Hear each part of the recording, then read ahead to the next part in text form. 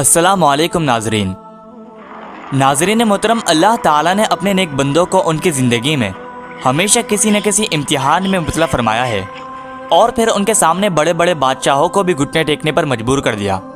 दोस्तों, आज की इस वीडियो में हम जानेंगे अल्लाह के एक ऐसे नबी के बारे में कि जिनसे शेर भी डरते थे और जिनको अल्लाह ताला ने हज़रत यूसुफ अलैहिस्सलाम की तरह ख्वाबों की ताबीर का इल्म भी अता फरमाया था और जिनके सामने वक्त का जालिम और जाबिर बादशाह भी सरनुगो हो गया और जिन्होंने अपने खुदादात इल्म से आने वाले वक्त के बारे में ऐसी खबरें दी कि जिनको सुनकर बादशाह वक्त के जिस्म पर भी कपकपी तारी हो गई और जिन्होंने दुआ की थी कि मुझे उम्मत मोहम्मद सल्लल्लाहु अलैहि वसल्लम के लोग नमाज जनाजा पढ़कर दफन करें, जिन्होंने बनी इसराइल और उस वक्त के जालिम और जाबिर बादशाह के सामने आखिरी नबी हज़रत मोहम्मद सल्लल्लाहु अलैहि वसल्लम की खबरें पेश की और उनको कई सदियां पहले ही बता दिया था कि जो इस खुदाए दीन के सामने डटने की कोशिश करेगा तो पत्थर के बुत की मानंद पाश पाश कर दिया जाएगा। दोस्तों, इन तमाम सवालात के जवाबात आज की इस वीडियो में हम आपके साथ शेयर करेंगे, लिहाजा आपसे हमारी गुजारिश है कि आप सब हमारी इस वीडियो को आखिर तक ज़रूर देखिएगा।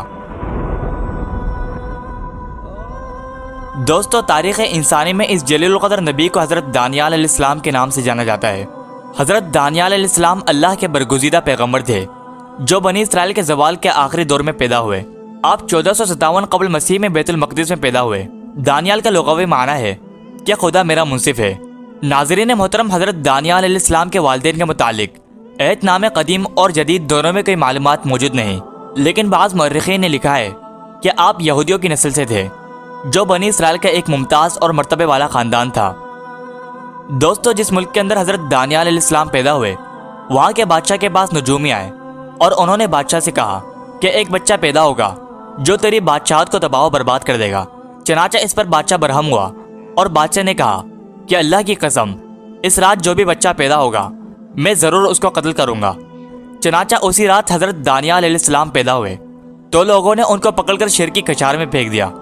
चनाचा शेरनी और शेर जब उस बच्चे के पास आए तो उसको प्यार करने लगे और उन्हें दिन रात चाटते रहते थे और हज़रत दानियाल अलैहिस्सलाम को शेर और शेरनी ने कोई नुकसान ना पहुँचाया।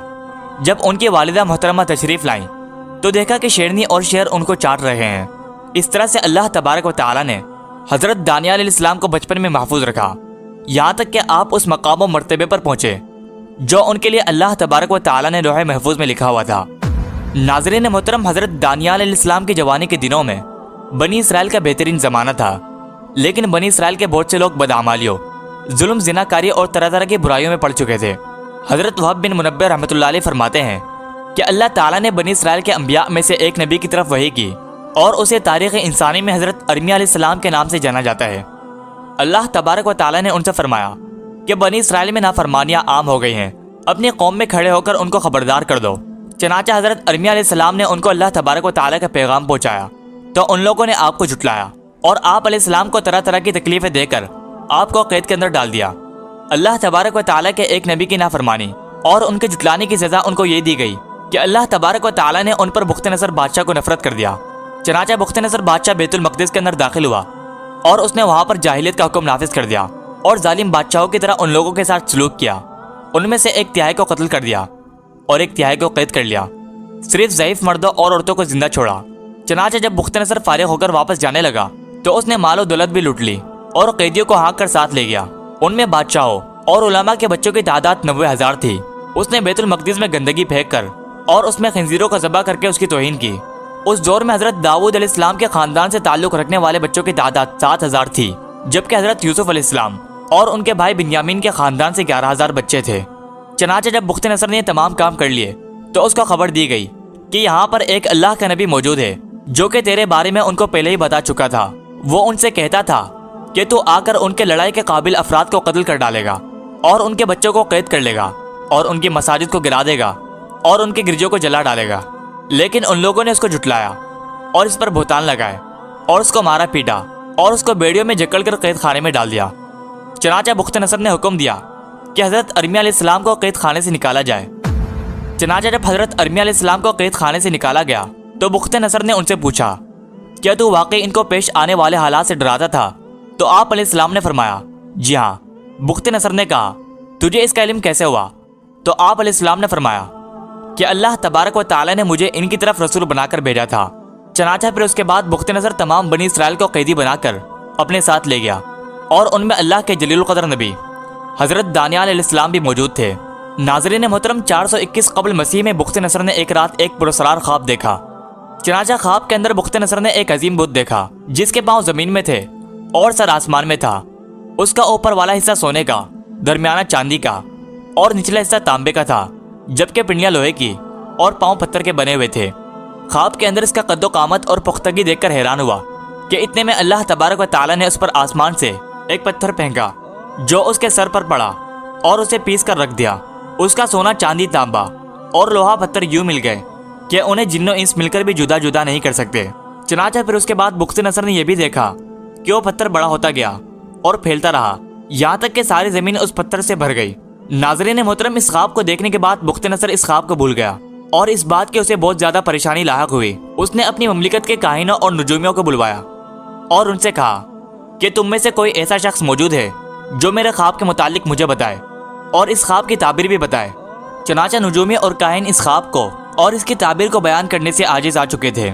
اسی دوران کسی نے بخت نصر کو مشورہ دیا کہ خواب کی تعبیر دانیال علیہ السلام سے پوچھی جائے، کیونکہ دانیال علیہ السلام کو اللہ تبارک و تعالیٰ نے خوابوں کی تعبیر کا علم عطا فرمایا ہے۔ اس وقت آپ علیہ السلام بخت نصر کے قید خانے میں بند تھے، لہذا انہیں نظر کے سامنے پیش کیا گیا۔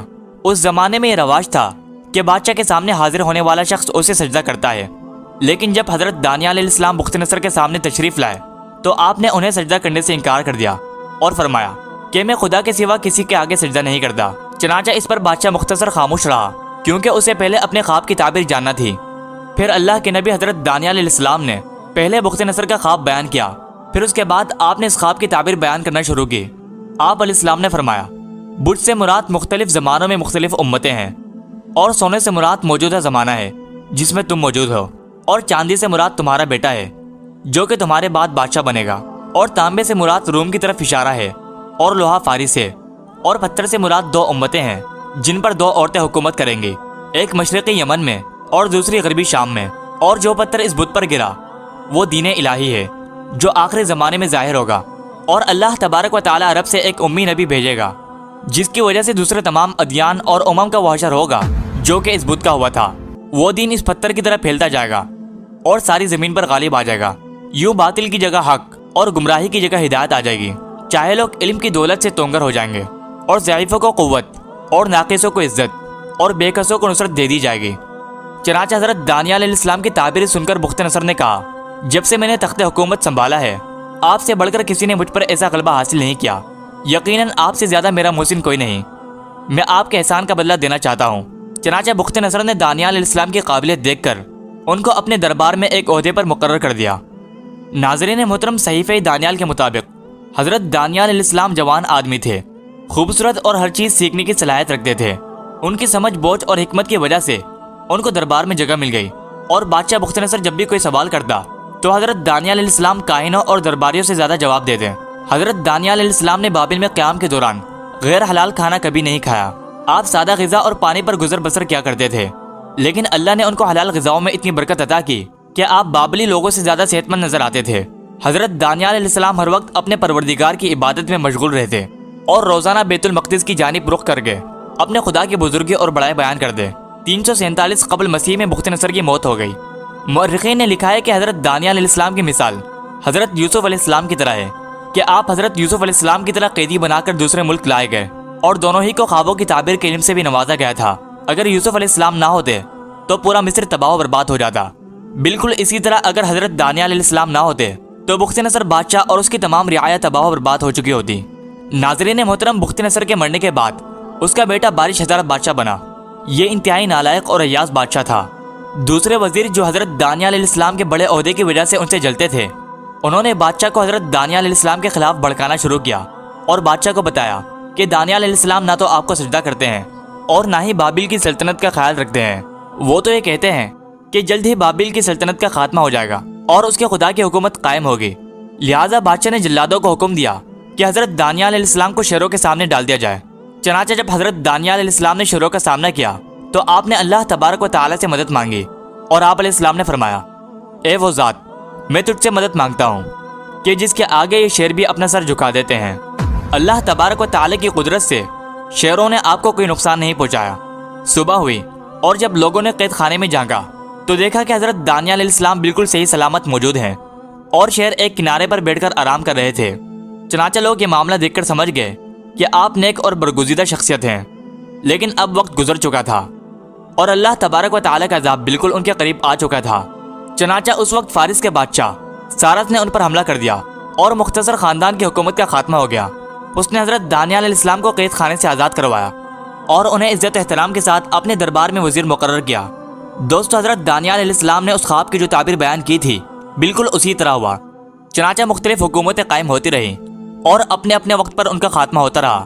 آخر کار عرب کے سرزمین پر نبی برحق حضرت محمد صلی اللہ علیہ وسلم کی بعثت ہوئی اور خدائے مملکت قائم ہو گئی اور بت پرستی کا خاتمہ ہو گیا۔ لیکن اس وقت یہود و نصارہ اپنے نبی حضرت دانیال علیہ السلام کے خواب کی تعبیر کی طرح طرح کی باطل طویلیں کرنے لگے، جس کی وجہ سے انہوں نے نہ صرف اپنی قوم کو راہ حق سے گمراہ کر دیا بلکہ ان کو ابدی عذاب کا بھی مستحق ٹھہرا دیا۔ اللہ تبارک و تعالی سے دعا ہے کہ اللہ تبارک و تعالی ہمیں گمراہ کرنے والے فتنوں سے ہمیشہ کے لیے محفوظ رکھے۔